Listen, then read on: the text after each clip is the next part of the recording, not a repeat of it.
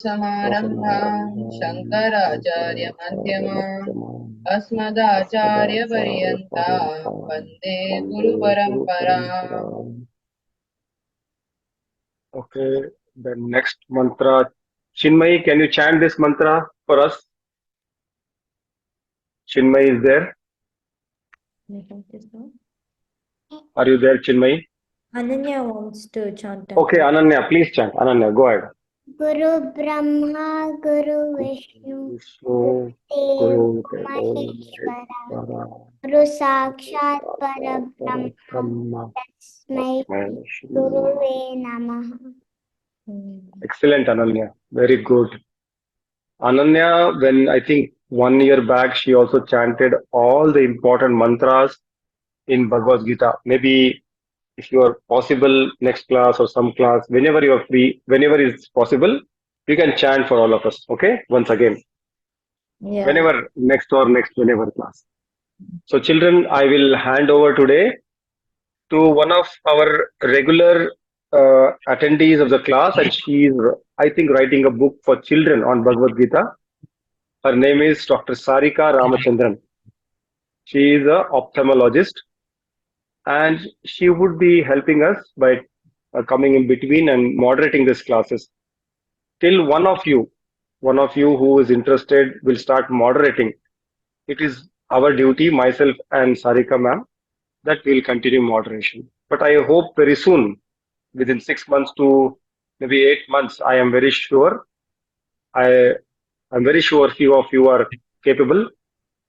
So once the time has come right, then I think you start moderating. It's your class, it's your presentation, and for your understanding. So today, welcome, madam, and over to you, madam. You just tell me when to change the slides. Yes, sir. Thank you so much, sir. Thank you for the opportunity to be able to interact with the children. And actually, I am more of a student than even the children. I think I'm learning so much from them. It is such a delight to see so much of interest in such young children. Someone like Ananya, who's just starting her academic career, and she's already doing Gita, and you're saying that she was chanting all the important verses from Gita. It's very, very impressive. So children, we are starting with Vishvaroopa Darshana Yoga this time, chapter 11. So last we were studying chapter 10, which was Vibhuti Yoga, and we were learning about the glories of the Lord from none other than the Lord himself. The Lord himself was telling us about his glory. There is no better source of knowledge than when the Lord himself tries to tell us what he is. There can be no better clarity of what God is like than when he himself tells us what he is. So we'll go to the next slide. So I thought that we will have a recap of all the basics, so that we'll all it'll be fun also for you all, and it will help us remember all that we have learned before. So the first thing that we'll go through is why Gita. Why do we have to learn Gita? Do you know what the Purusharthas are? Can one of you tell? Aditi knows? Dharma, Artha, Kama, and Moksha are the four main Purusharthas. Yeah, that's right. So, sir, we'll just press the next button. So I have mentioned it in the other order. First, I have come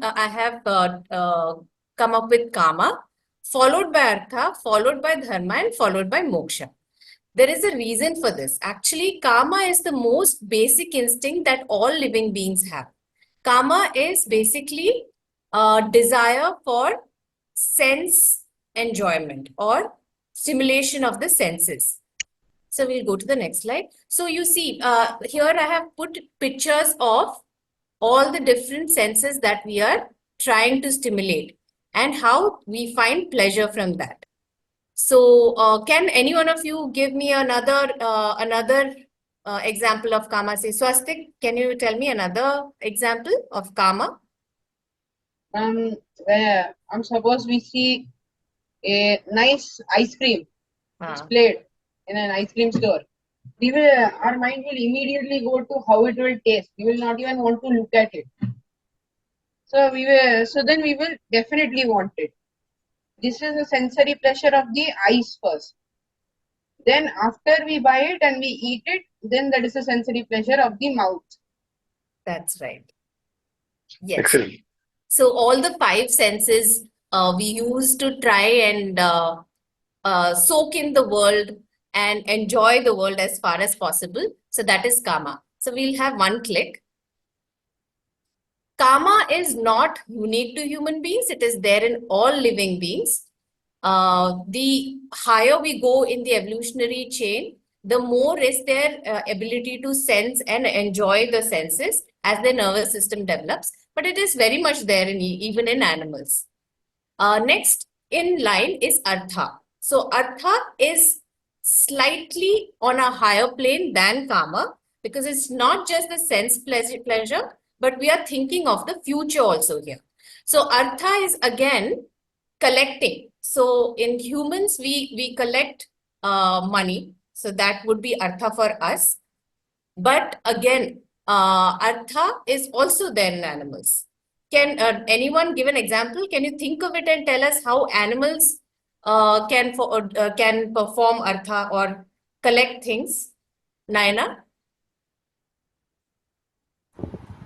Ma'am, I think it can be a best example of bears which hibernate. Like they think that we need to hibernate, so they eat a lot of when they wake up, and then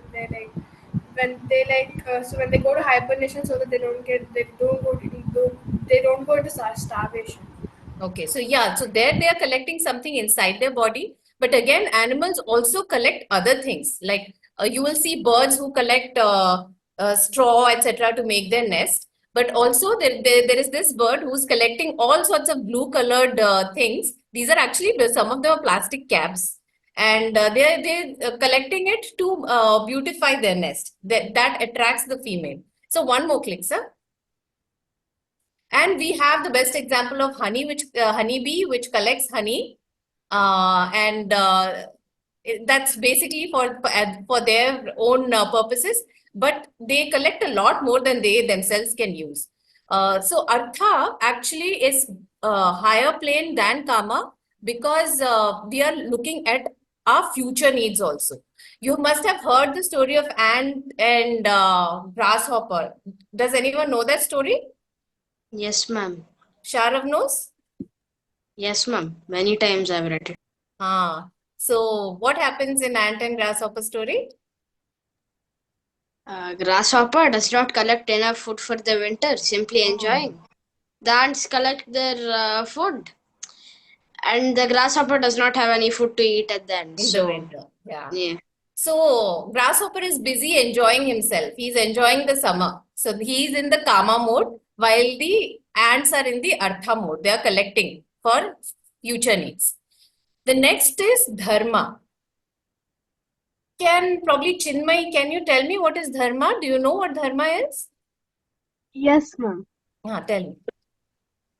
Dharma is like when you are doing what you're supposed to do and what is right to do. Correct. The example, our dharma is to go to school and study properly and live our like for now live without any worries. Yeah. So Very dharma is what we ought to do at any given situation. What is the correct thing to do? That is dharma. So you can see here a child is helping an old lady cross the road, or there are some children who are helping in cleaning up the environment, the surroundings, the neighborhood. And then you have another one wherein a lady is helping an old lady collect things that she spilt by mistake. So this is dharma. Do you think dharma would be there in animals? Ayush, Yes. do you want to answer that? Do you think the animals know what dharma is, or do they have the instinct of dharma within them? Yes, ma'am. Ayush she asked, right? Ayush Hindi में अच्छा, आयुष आपको को लगता है हिंदी में पूछती हूँ। तो आपको हाँ क्या लगता है कि धर्म जानवरों में भी होता है कि नहीं? धर्म यानी हम सही करना चाहते हैं, वो धर्म है। यानी कि किसी भी सिचुएशन में अगर हम जो सही है वही करें, ये ना सोचे कि हमें इसमें क्या लाभ है, तो वो धर्म है। तो आप बताइए, धर्म जानवरों में होता है कि नहीं, क्या लगता है आपको? मैम होता है, क्योंकि वो बूढ़े लोगों की भी हेल्प करते हैं कभी कभी रोड क्रॉस करने में। अच्छा, बहुत वेरी गुड। सही बात बोला आपने। या तो वो तो ट्रेनिंग के बाद करते हैं, लेकिन इंस्टिंक्टिवली इंस्टिंक्टिवली मैम क्योंकि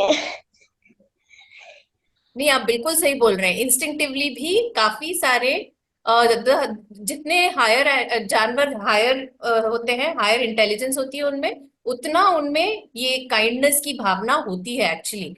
So we'll just go a few steps back. I think I had dharma in animals. That's actually a link, sir, to a YouTube video. आएगा कि आएगा ना? I don't know if it will come. Okay, so I will send you the link later. ये link okay, में ये दिखाया है कि एक स्पाइडर के वेब में एक फ्रॉग फंस जाता है। In a spider's web, a small little Decathlon, 60 plus sports, 6,000 plus products.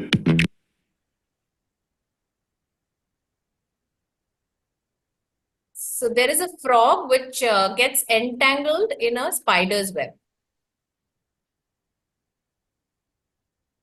I think is it a long video? I don't know. shall I forward it? Yeah, yes, sir. So this is a frog. Poor frog is going to get stuck in the spider's web.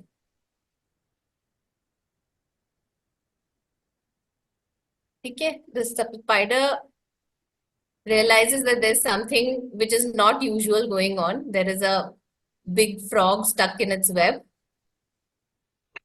Now, this spider is not interested in eating the frog. It's not its food. So what does the spider do?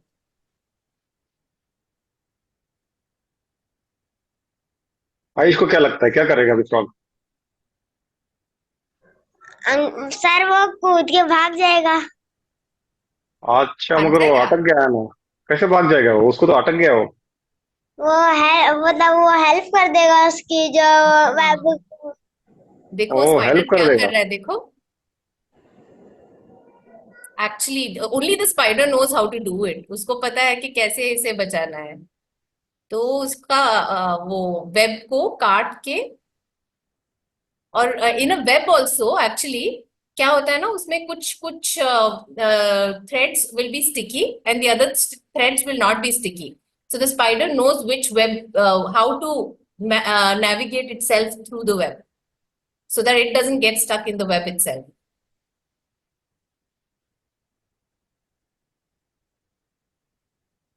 So that is the gist of the thing. The spider actually snips away all the sticky webs.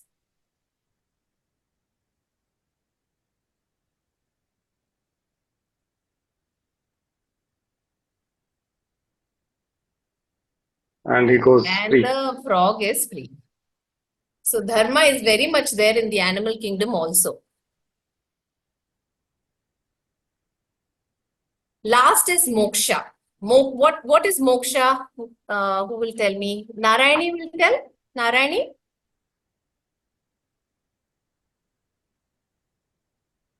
Raghav wants to tell. Chinmay wants to say. Chinmay. Okay, Chinmay. Ma'am, moksha is like when you are free of all of these like these karma and all of this cycle, because when this karma and all is happening, you are keeping it so you can so you are like getting you're being birth again, like you have taken so many lives so you can relieve the karma. In turn of trying to relieve the karma, you are doing more. Yeah. To stop that, you have to have moksha, like you have to get moksha. So kama, artha, dharma, all of these are desires. Very good, Chinmay. You Nayana also want to say.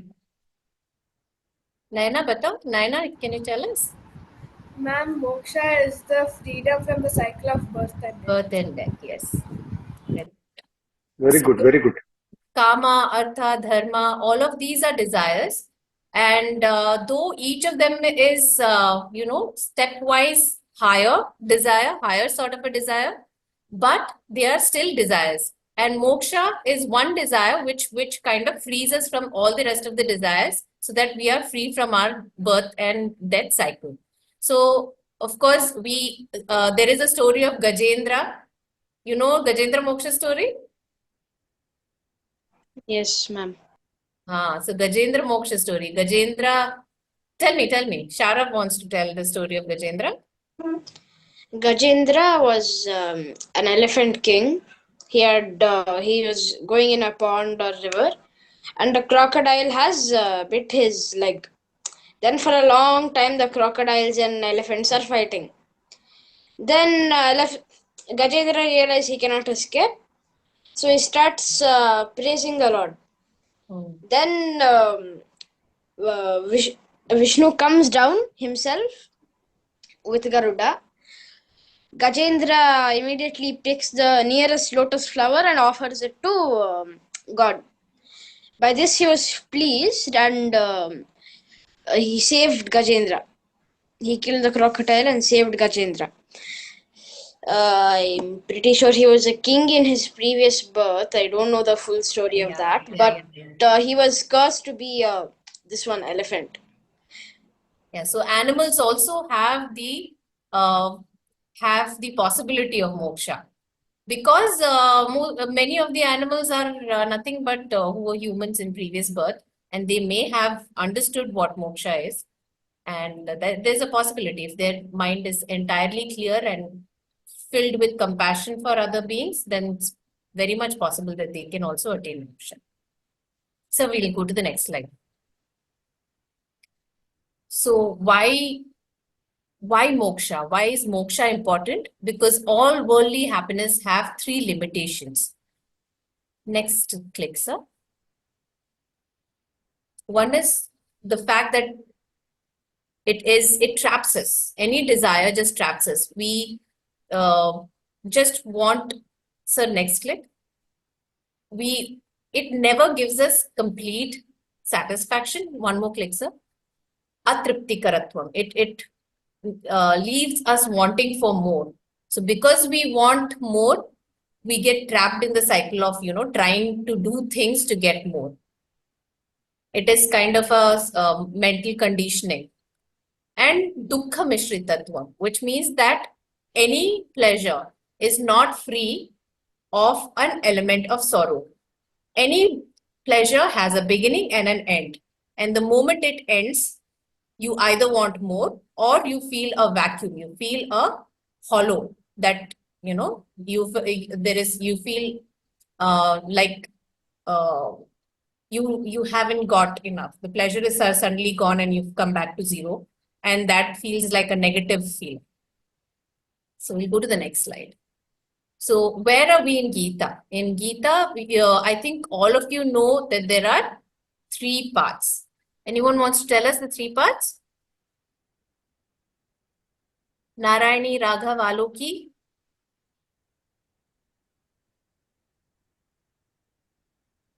Yakshita? Okay. Anyone at all? Aditi has raised the hand. Aditi and Ananya. Aditi. Okay, so there are 3 shatkams in the Gita, and each shatkam has 6 chapters in it.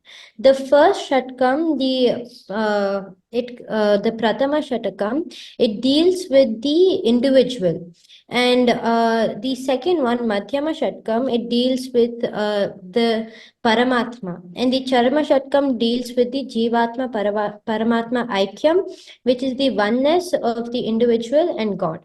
So we are doing the 11th chapter now, and we will be doing this is in the Madhyama Shatkam. So I think ma'am will Very. Yeah. So the whole thing comes from the word Tattvamasi. Tattvamasi. This is a pada which comes from Chandogya Upanishad and speaks of Jivatma Paramatma Aikyam. So Prathama Shatkam, we'll go for a click, sir. One click. So the first Shatkam, Prathama Shatkam, deals with Tvam Padartha. What is the reality of the human nature? What is your own true nature? Then the Madhyama Shatkam deals with Tat Padartha, which means what is the nature of God. And Charama Shatkam deals with the Asi Padartha or the Aikyam Vyakhanam. How exactly are Tat and Tvam the same? Because we know we are this limited being and God is the infinite. How can the two such dissimilar things be one? So that is explained in the Charama Shatkam. So we'll go for the next slide.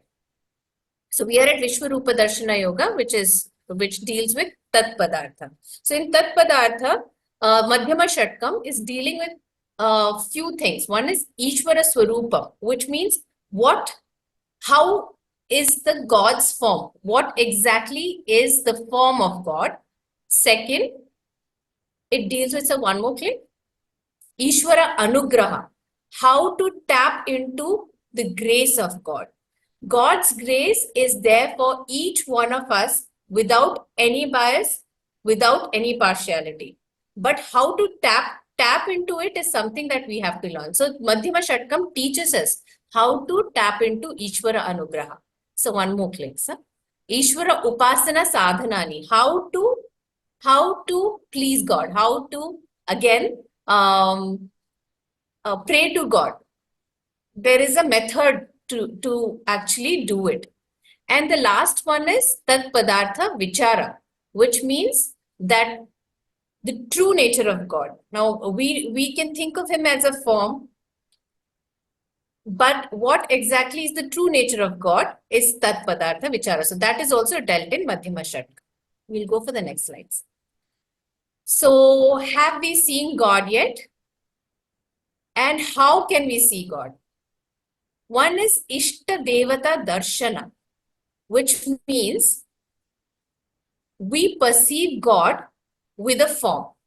To do this, we have to have an Ishta Devata. Anybody understands what Ishta Devata is? Yeah, Naina? Ma'am, Ishtadevata means the God which you genuinely believe in, or the God you worship the most. Yeah, so each one of us has a favorite form of God, a form of God which appeals to us the most. And usually it depends upon our own personality. So a person who is who has a naughty angle to himself or herself may like the child Krishna. A person who feels very righteous, who feels very strongly about justice, may like Rama. Like that. So each one has his own Ishta Devata whom he can relate to very closely. So that helps us because one thing is it is very difficult to think of or conceive of an abstract God. So when we have a form and we have a set of qualities which we can identify with, then we can meditate upon the God more easily. So that is Ishta Devata Darshana. So when we do Ishta Devata Upasana for a good number of, a good amount of time, and we are sincere seekers and we try to purify our mind as far as possible, not look at malice, with malice at others, then slowly this is possible over a period of time. So we'll go to the next slide. Vishvaroopa Darshana is the next way in which we can see God. So Vishvaroopa Darshana, can anyone tell me again? I think it's very interesting to hear it from you all. Ma'am? Aditi wants to answer. So in the 10th chapter, we saw God inside the world in, many forms and glories. And Vishvaroopa Darshana is God in the form of the universe. So Vishvaroopa means God, the vision of God as universe. Yes, yes, very good. So, And what about Shara? Also want to say something? Shara, Let us hear. Sir, Vishwaroopa Darshana is like the world is God. My finger is God. Everything. This dust particle is also God. Everything you see is God for you. So living being as well as non-living being also God. Yes, sir. Okay, So carry on. we all of us think of where to look for God. I mean, who has seen God? A lot of people say that who has seen God, but then what if all of this is God, and we cannot see it because we are looking at it in a different angle. So there is one example, very good example that I had heard. It is that we see sun rising from the east, and everybody thought in the olden ancient times that sun is coming from one direction and going to the other direction. That is one way of looking at it. It disappears and then comes again from east and goes to the west. Second way of thinking is it is actually revolving around the earth. Third way of looking is earth is actually rotating. All of this is true, but if you change your thought process, then you can perceive that okay, it's actually the earth which is rotating. It depends on our Similarly, perspective. sorry. It depends on the perspective we Yeah, it watch depends from. on the perspective. If we have no absolute knowledge about astronomy, then we will certainly think one of the two earlier things you have said. Either the sun is just God, or the sun is revolving around us. But those with a clear astronomical knowledge will clearly know that we are actually circulating around the sun as per Nicholas Copernicus's heliocentric system. It took a lot of calculations for them to understand that it's easier to think that it's sun is the center rather than us. So similarly, when we are really small, we cannot see the whole picture, and therefore we may perceive it from our own small little perspective, something totally different. And there may be a higher truth which we cannot see unless we expand our mind. Our mind should be able to grasp and to accept other ideas. Only then we will be able to see God in the form of Vishwaroopa. So I had thought of and I have written one story. I'll share with you sometime. It's about how the cells inside our body, if they were to look for us, where would they look? There is a human being and there is a cell inside the body, and there is a rumor among them that there's somebody called human, and none of them can see where the human is because they are a part of the human body. There is nowhere that they can look to find the human being. But at the same time, wherever they're looking, they're actually looking at the human being. So that's how Vishwaroopa Darshan also works. So we should be able to see God in all of the things that we perceive. It can be a peaceful environment like it's shown here, or it could be a busy, humdrum, totally mundane, everyday life. Either of these two conditions, we should be able to see God. For this, it is a higher form actually, more than Ishta Devata Darshana. This Vishwaroopa Darshana is much more tougher. So you have to actually purify your mind a lot more and do a lot of upasana to finally be able to see it. But when we at least know that this is a possibility, then we have opened up our mind, and then we are capable of seeing it later on if we purify our mind enough. We'll go to the next slide, sir. I think I'm taking too much time. No, continue. It's good. So next, actually more than Vishwaroopa Darshana, there is something else. So Vishwaroopa Darshana, we are actually seeing the whole physical form of God, which is called virat. Okay? That is the physical form of God.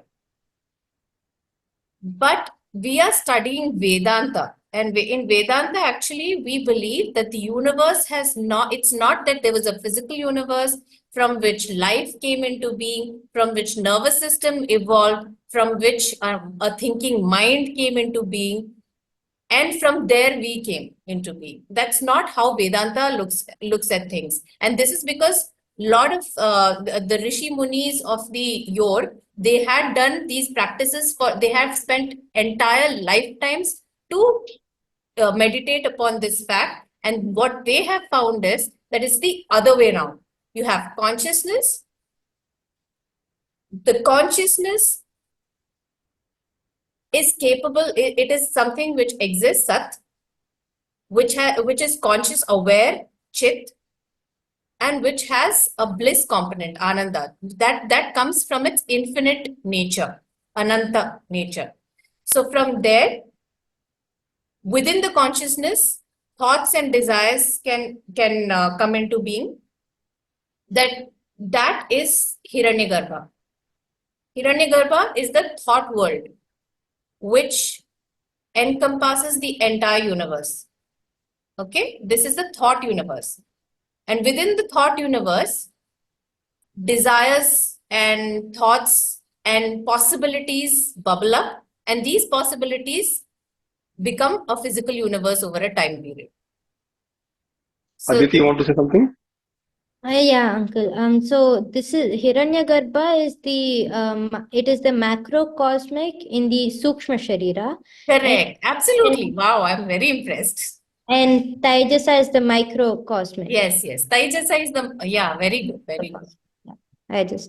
Yeah. So Taijasa is the microcosm. Macrocosm is a little difficult to understand. But what you just have to think of this. You have yourself, and then there is something that you are experiencing. Yourself is the microcosm. You always think of yourself as small, like in comparison to whatever you're experiencing. So you are the microcosm.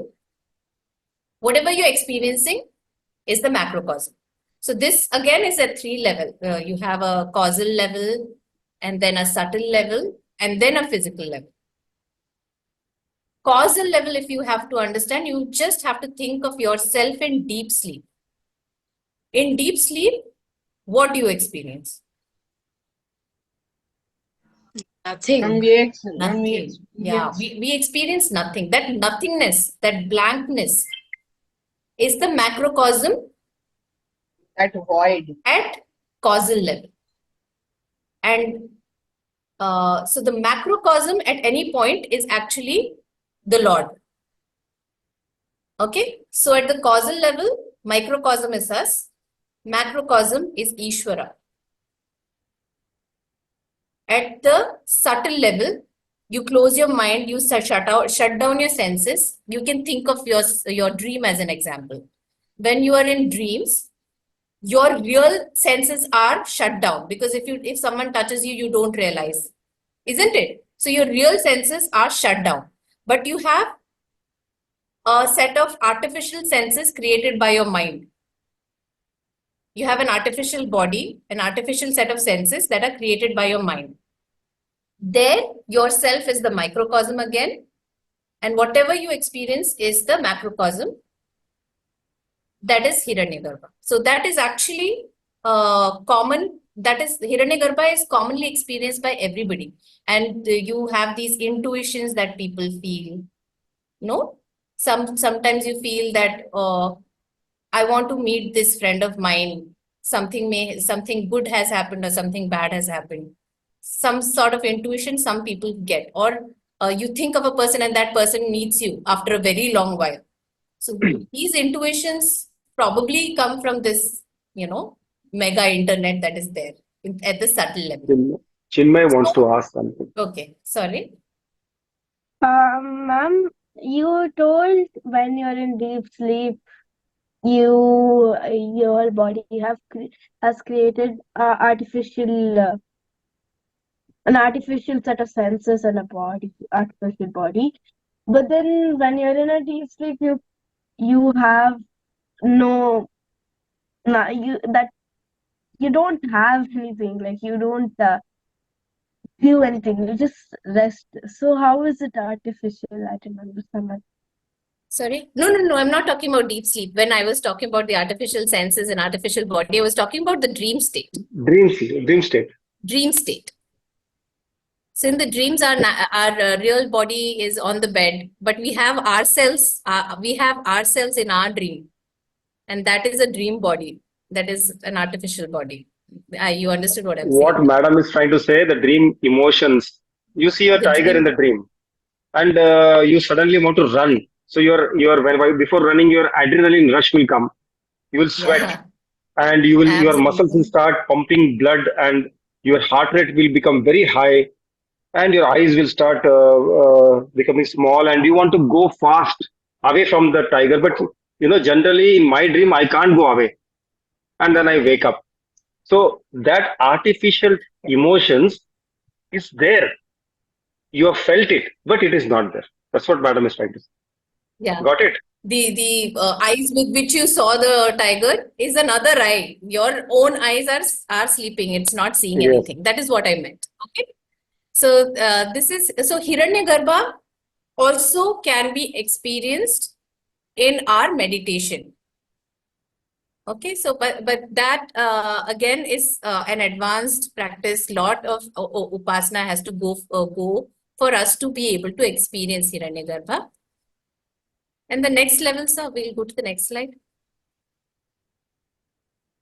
Next level is Ishvara. So here, all other thoughts and all other feelings kind of come to cessation when a person is meditating upon Ishvara, and only the feeling of Ananda is there.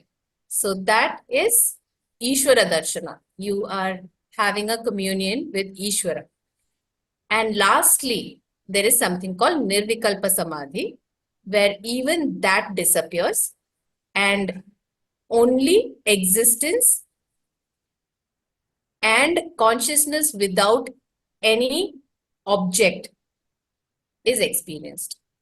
This is the idea of Nirvikalpa Samadhi. It's very difficult to actually put any of these into words. I hope I have not confused all of you.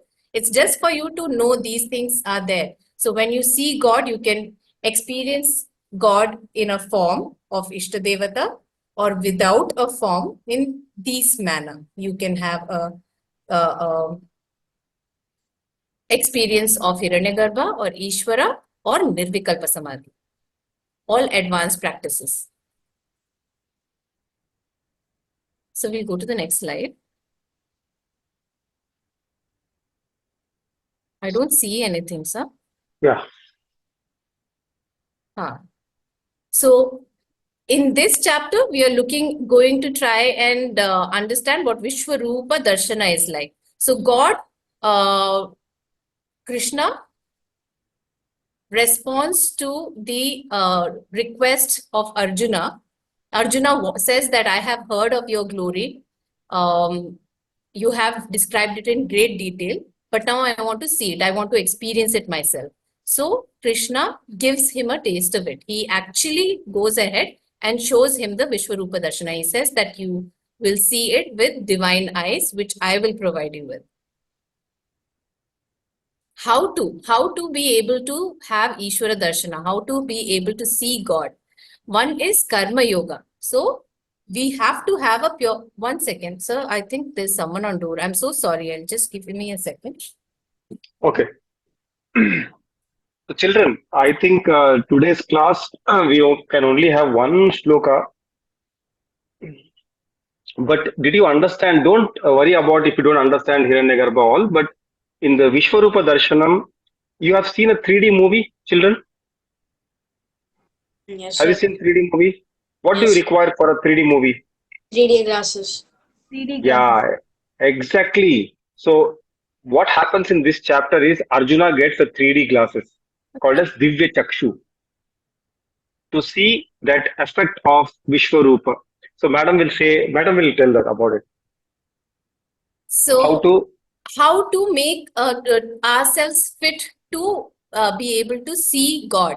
So one is Karma Yoga. This at our level, we have to, actually not at our level, at all levels. Karma Yoga is very, very, very important.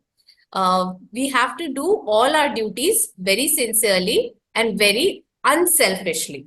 So if we are doing anything with a reward in mind, then it is just karma. But when we do it without the reward in mind, it becomes karma yoga. We do it unselfishly. And we do it as a devotion to God. Second is dhyana yoga. So we have to meditate. We have to learn to focus our mind. Only a focused mind is capable of capturing God.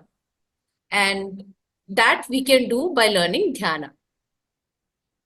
Dhyana again is done either with Ekarupa Ishvara in our mind. We think of God in our favorite form. So one click. Or we look at Aneka Rupa Ishvara Dhyanam. Here again, it is in the form of world that we look at God. So this can be done with open eyes. Aneka Rupa Ishvara Dhyanam. Every single day when we are out doing our regular activities, whenever we come across somebody, we have to try and see God in that person, in that interaction. If we do it every single day, it will slowly become more and more intuitive for us. And last is Arupa Ishvara Dhyanam, wherein we try to imagine him without his form, but only with his qualities. So that is Arupa Ishvara Dhyanam. And last is Jnana Yoga, wherein a qualified guru is approached and he teaches us what our real nature is like. And if our mind is pure enough and we have been able to focus our mind enough, Jnana will dawn automatically. We'll go to the next slide. So chapter 10 was all about theory. What is God? How to find God? And God had enumerated his glories one by one. He had given us a list of glories. How many were there? How many glories were there? 72. 72. Correct. And now chapter 11, Arjuna requests for a practical example of how God is. No, it is very difficult to understand. He is Mount Meru. He is Ganga. When we look at Ganga, we are looking at a river. How do we see it as God? So only after seeing, he would be able to internalize the teaching completely. So that is what he was saying. So this is a shloka, Vibhuti Vaibhavam Procha Kripaya Parayahari Didrukshorjana Sthaya Vishvaroopama Darshay. The Lord Hari, having declared out of his extreme compassion the greatness of his glory, next showed his universal form to Arjuna, who was eager to see it. So this is the chapter 11 all about. But once Krishna showed him his universal form, what happened to Arjuna? He was very, very, very fearful. He was trembling. He was having horripilations. All his hair all over his body was standing at its end. And he pleaded with Krishna finally to make it stop. He was horrified. And that was because the vision of God can be very, very overwhelming for normal people. So that was Vishvaroopa Darshana in a nutshell. And he is not only present within us, but he is present within everything. He is present within destruction, creation, maintenance, everything. Yeah. So that's why it can be very overwhelming for the brain, especially. Excellent. Very nice, madam. Very nice. It was so beautifully explained. Can we do one shloka, children, before going today? Aditi, Yes. you are there? Ananya, Yeah. Aditi? So, Yeah. This is your side, right, Ananya? yes, yes. Okay, then go ahead. Ananya is going to chant the verse and later I'll. Yes. Arjuna Uvacha Arjuna Uvacha cha Madanugrahaya Paramam Mada Anugrahaya Paramam Guhyamadhyatma Sangitam Guhyam Adhyatma Sangitam Yatvayoktam Vachastena Yatvayoktam Vachastena Mohoyam Vigato Mama Mohoyam Vigato Mama Very nice, Ananya. Yeah. So, having completed the 10th chapter, Vibhuti Yoga, where we saw God inside the world in many forms and glories, the 11th chapter, Vishvaroopa Darshana Yoga. So, Vishvaroopa Darshana Yoga means the vision of God in the form of the universe. The first verse of this chapter is started by Arjuna, but not with a question. He is summarizing the chapters 1 to 6. To be precise, from chapter 2, verse 11, where Krishna starts the teachings, till chapter 6.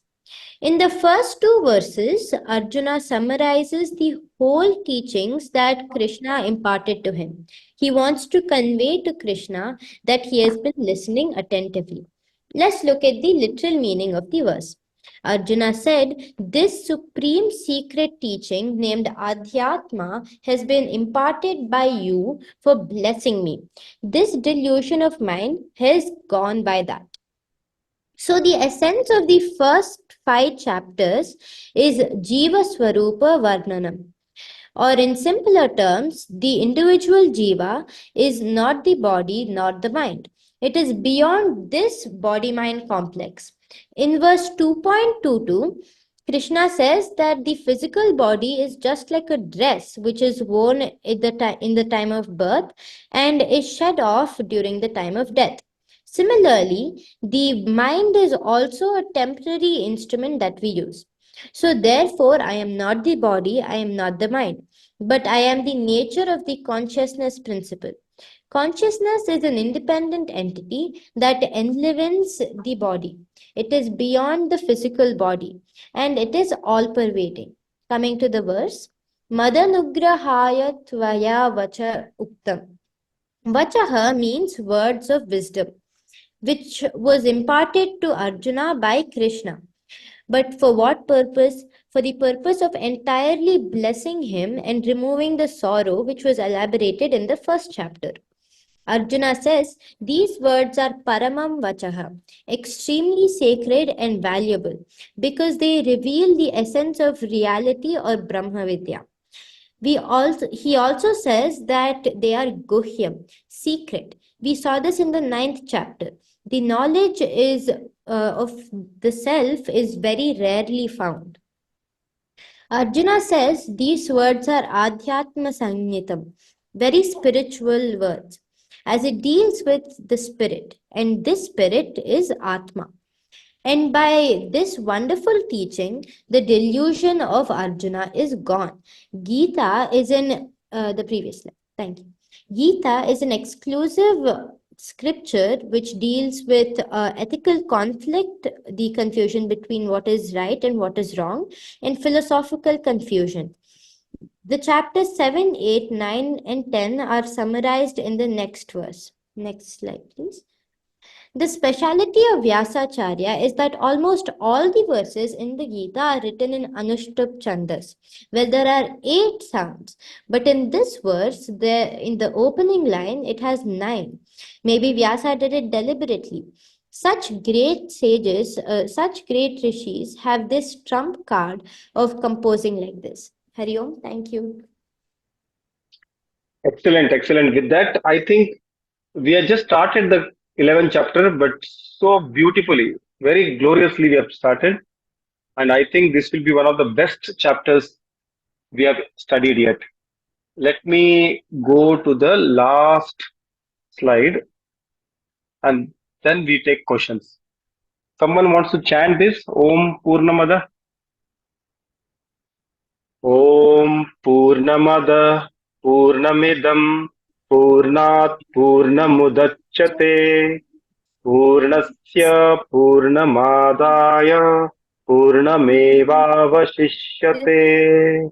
Om Shanti Shanti Shanti. Hari Om. Shri Gurupyo Namaha. Hari Om. Children, excellent class. 3 cheers for all of you and especially